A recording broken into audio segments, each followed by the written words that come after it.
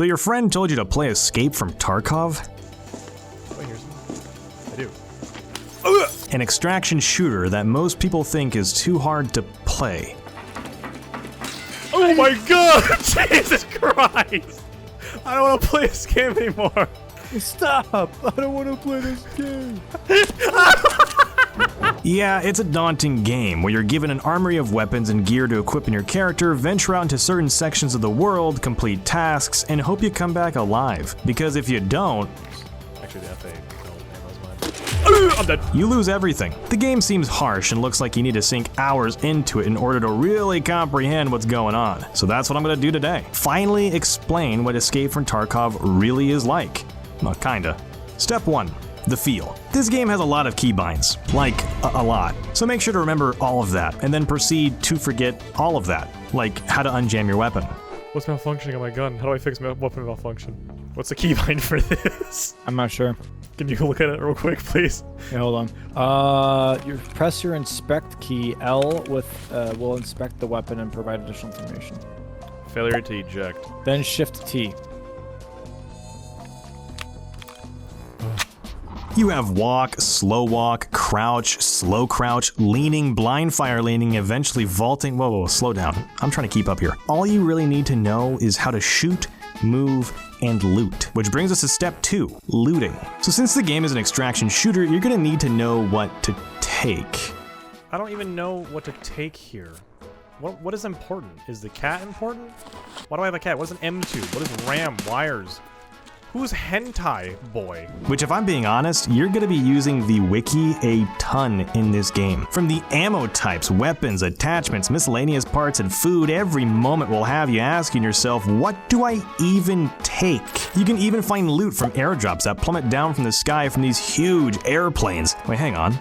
Is that a plane from the critically acclaimed free-to-play game War Thunder? Thanks to War Thunder for sponsoring this video. I mean, look at this game. It looks incredible. Did you know that War Thunder is the most comprehensive vehicle combat game ever made? Well, it's true. You can play with more than 2,000 tanks, planes, helicopters, and ships, and it's all in dynamic combined arms PvP battles. And these vehicles in War Thunder span over 100 years of development from the 1920s to the present day, which is something that I'm personally a huge fan of. Every vehicle is incredibly detailed and modeled down to their individual components, offering a highly immersive combat experience. Not only are they detailed, but you can detail them even more with the in-depth customization system for your vehicles. With hundreds of camouflages, historical markings, and as well as 3D decorators such as bushes and equipment, featuring support for 4K resolution, authentic sound effects, and great music. War Thunder also offers arcade battles where things are simpler, faster, and more action-packed. There's actually 3 levels: arcade, realistic, and simulator. So no matter what type of player you are, War Thunder's got you covered. The best thing about all of this is that you can play for free right now on PC, Xbox, and PlayStation using my link in the pinned comment or description below.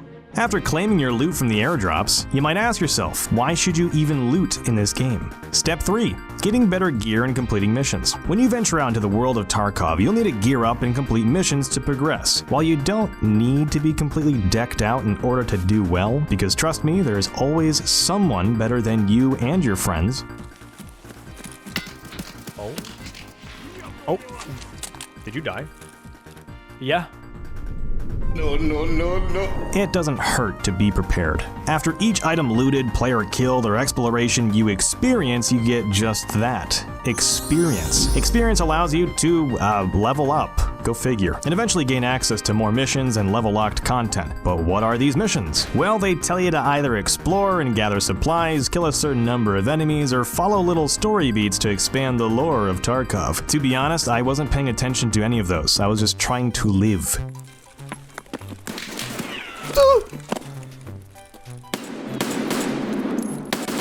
No, I don't want to die! I don't want to die! This whole system has a nice blend and flow of gameplay. You start building your character up, take notice as to what missions you have available, spawn in the set location, and you're off to die and try again.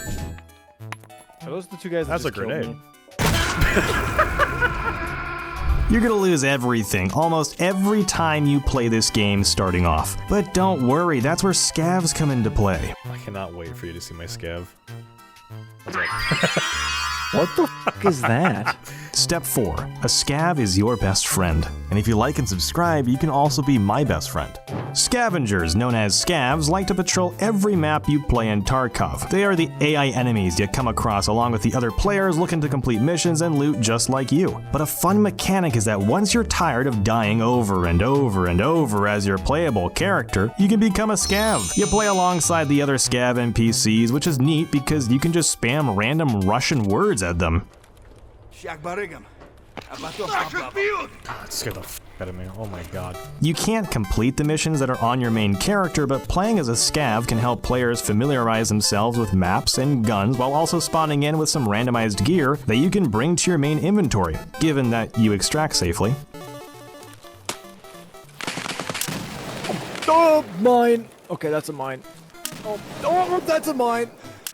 Oh, that's also mine.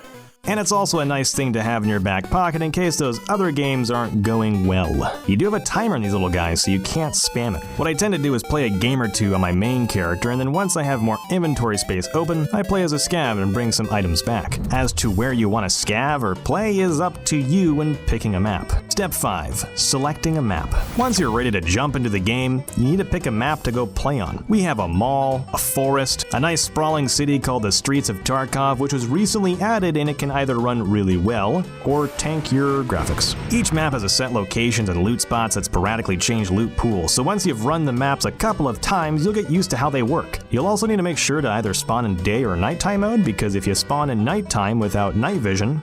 Why do I hear crickets? Yeah, good luck with that. I'm so screwed. You're now probably wondering, how do you leave? Once you've finished a task or taken out some players and feasted on their beloved loot, you need to figure out what extractions you have. Good luck with that as well. They don't tell you where these are. So back to the wiki, study a map over and over, play on the same map over and over until you roughly understand at least 2 spots to confidently extract from, then die over and over trying to extract every time.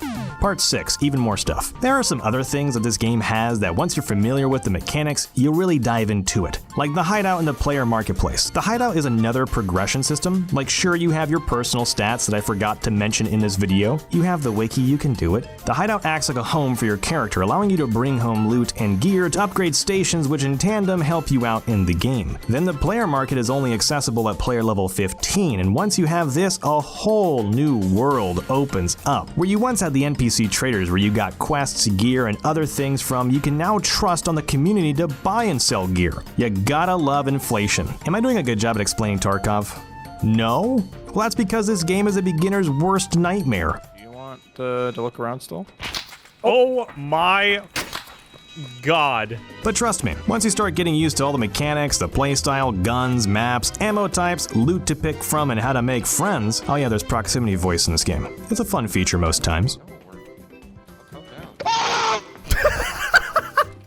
Are y'all PMCs up there? Like, do we have a reason to kill you, or are we gonna lose rep? Ow. You'll be fine playing this by yourself in no time. Not everyone can be that one friend who has no job and Tarkov is practically their 9 to 5, so don't feel bad if you aren't doing the best right away when starting out. Listen, I did the best I could trying to show and explain to you what Tarkov is like. You play, die, play, and repeat. Sometimes you get lucky and properly extract, and when a new big update is out, everyone starts from scratch. Hooray for extensive betas! This game has a huge learning curve, and no video is really going to demonstrate that 100%, unless the video is hours long and you have a notebook ready for the exam. It's just one of those games you need to play for yourself. Trust me, you will improve. Oh, he's up there, up there. Up. Yep. I don't know if that's the same guy. Just shoot at the other guy, I guess. God damn! I got him, holy. And if that's all too daunting for you, wait for the arena game to come out. Think Call of Duty, but with the mechanics of Tarkov, because there's really no other game that does it like Tarkov. Again, thanks to War Thunder for sponsoring this video. Don't forget to play it for free on PC, PlayStation, or Xbox now by using my link in the pinned comment or video description. New and returning players that haven't played in 6 months will also receive a massive bonus pack across all platforms, including multiple premium vehicles and other goodies. And until the end of January, all players will also get 3 exclusive and festive Gaijin Snail decals on top of it. Available for limited time only, so make sure not to miss it. Anyway, stop watching this video and watch my other ones. Okay, bye.